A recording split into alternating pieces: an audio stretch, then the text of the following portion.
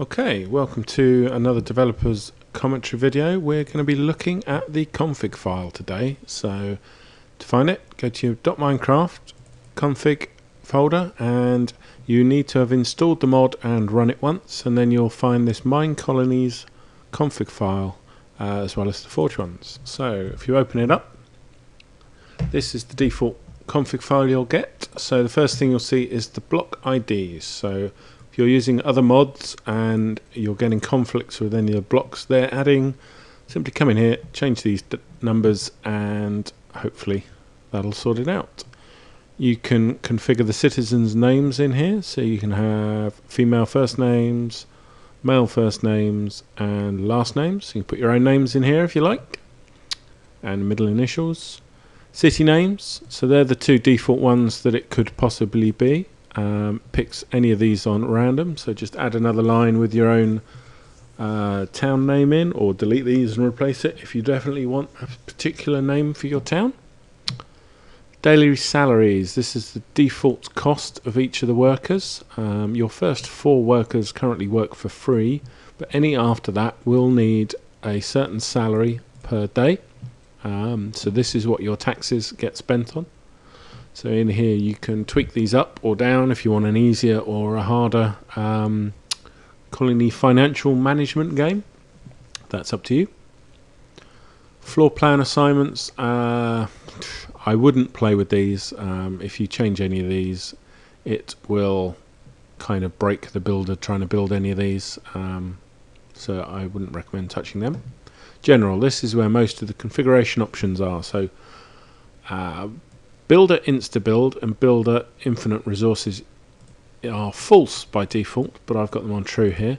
Insta-build means the builder will place not 1 block at a time like he does at his default level, not 2 blocks at a time like he does when he's got a level 1 hut, not 4 blocks at a time like he does when he's got his level 2 hut, but 20 blocks at a time, which is this block placing limit here.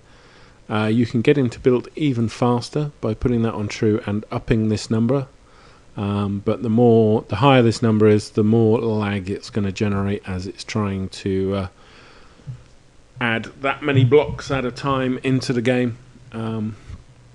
Builder infinite resources, that means your builder can build any of the buildings without needing anything at all. So that's good if you just want to play around and test the mod, or build a really huge colony just for show. But if you're not playing the game properly, then you can cheat and use these. Build a working range. This is the range at which he will recognize the build signs and go and try and build them. What I would suggest is at 200 he can pretty much cover the whole colony from side to side. If you want to use multiple builders, then space them out and change this number so they don't overlap. Builders don't work very well when they're both trying to build the same building at the same time. So you can play around with that figure. Citizen max number of needings, this is the amount of food that they take. Again, it's probably not a number you need to change at all. Citizen respawn interval, this changes the default time between each citizen appearing. So if you want them to spawn faster, turn it down, or if you're going for a longer type of gameplay, increase it. Citizen walking range, this is the default range at which the citizens will wander off away from their house when they're looking for things to do. Again, pretty cosmetic. If you want them to stay near their hut, reduce the number. If you want them to wander off into the distance, then you can up it a bit. Creeper safety range, this is for the hunter. The hunter will try and maintain this many blocks between him and a creeper when he's fighting it, so he'll run away and keep shooting it at range so the creeper doesn't get close and blow himself up. So if you want it a bit more challenging, reduce the number.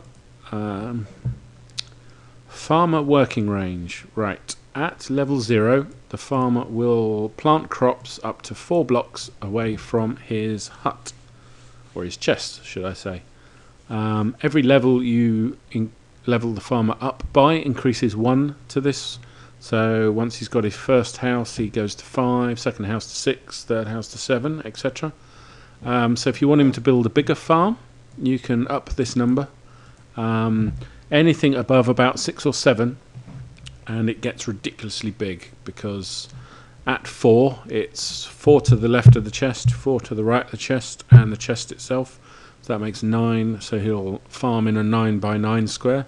If you put that up to 10, say, then at his lowest level, he'll be doing 10 to the left, 10 to the right, and the chest, 21 by 21, which is something like 400 odd bits of wheat, which he will never keep up with harvesting them all, so there's no point to really go up that high.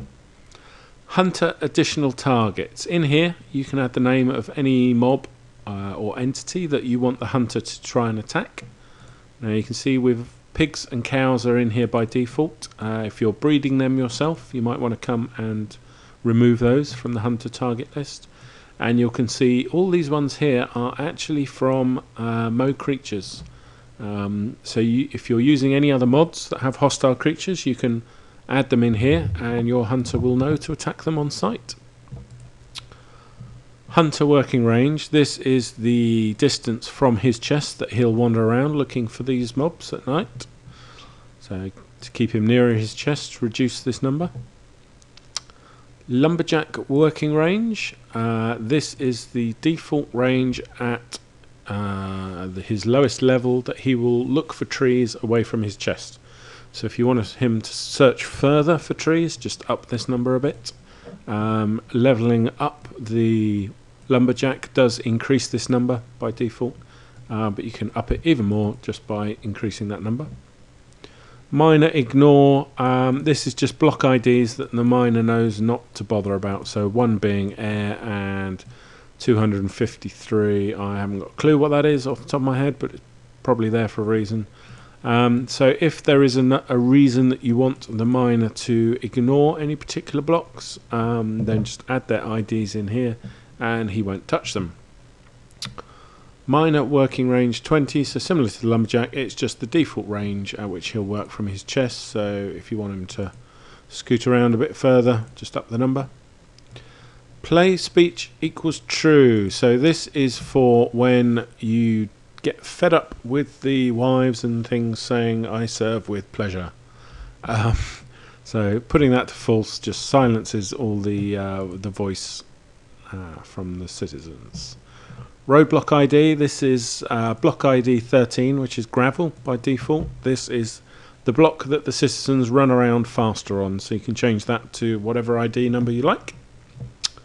Don't think this will recognize metadata, by the way. So if you want them to run on red wool or something, that's not going to work. It will just pick up any type of wool. Soldier additional targets. So similar to the hunter, these are all the mobs that you want your guards to attack on sight. Soldier default melee attack cooldown and ranged attack cooldown. This is just the spacing between their attacks. So if you want them to be uber guards and annihilate everything, just whack those numbers down really low and they'll be like chop chop chop chop chop. Kind of makes them well overpowered though, so that's just for fun. Townhall Range, this is the big one. This sets the distance from your Townhall chest that you can place any of the other workers' chests or citizens' chests at. So if you want a bigger colony, just coming up this number, or if you want a smaller colony for some reason, decrease it. So at 100, that's a radius, so you can go 100 in any direction from the town hall and place chests. Villagers attack passive mobs. This is one that always, some people want it one way, some people want it another. If you don't want your wives and unemployed villagers to go around killing pigs and sheep and cows and things, just simply put this on false. So we will probably default it to false when we start adding the pig farmer, cow herder, chicken farmer and such. But you can change that now if you like. That's the one biggest request we get, is to stop them killing those mobs, and we say you can already do it. Warning bell vision range. 40. This is the distance from the bell at which it will go into alarm when it sees a mob. 40 is quite a large area. You might want to tweak this down if you don't want your guards reacting to bells all over the place and running backwards and forwards over the colony. Item IDs, again, if you're running other mobs and get any conflicts, you can come in here and change the item IDs if you need to. Keybinds, these are for the guard order systems. Again, it's really only here if you get a conflict with any other mobs that use specific keys. You can change them here. I'm not sure what numbers relate to what keys. It must be a standard ASCII or something like that, I'd imagine, but you should be able to search online and figure that out pretty easily. NPC messages, these are the text messages. You will see them add to the chat every now and then, so you can add extra ones or customize them or play around with them as you see fit. And then the final one, tip section. These are just the text for the tips that you see in the town hall when you press the next tip button. So that's it. That's what's in the config file. We have added a few things since this release, such as a biome ID, which is 223 by default, but you can now change that. That was a request because it was clashing with some other mods. So that's been added. There will likely be one or two things go in for the stonemason, which is getting added in. And yeah, so keep an eye out on the config file. If you come in here and change anything and you screw it up and muck up the game, you just need to delete the config file and rerun the game, and if it doesn't sense there's a config file there, it will create a new one for you with all the default values. So don't be scared to muck it up and break the game, because you can easily reset it. So I hope that's helped, and see you next time.